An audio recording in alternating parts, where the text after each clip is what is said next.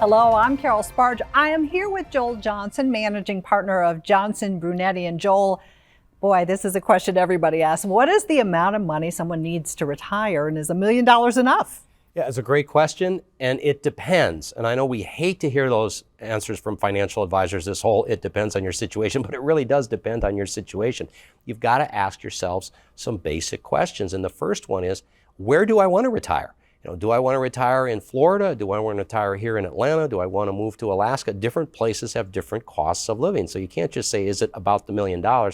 It's about where I want to retire and what are the costs going to be to live in that particular area. Of course, we don't know the answer to how long we're going to live, but that's a factor in this. It's a huge factor, and we can guess a little bit. We can look at parents, brothers and sisters. We can look at family history to give us a little bit of an indication. But chances are you're going to live longer than your parents did because, again, healthcare has gotten much better. So that's got to be a factor of, is $1 million enough? And speaking of healthcare.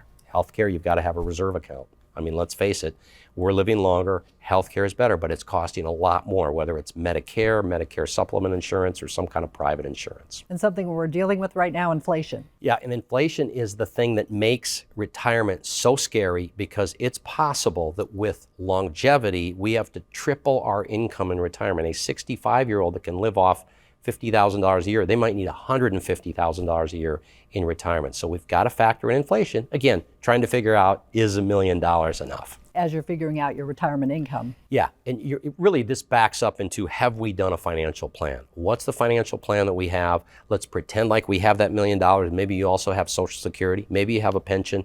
Will that $1 million last? And it doesn't have to stay at $1 million. It could shrink a little bit, but we don't want it to go to zero.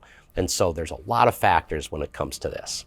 One of them being lifestyle. I can't forget about that. Sometimes people want to spend money like crazy. Exactly. And you have a free offer. Yeah, I have an offer called Will Your Money Last As Long As You Do? And it's a book that gives you the answers to a lot of these questions. And it gives you those 4 main questions you've got to ask yourself.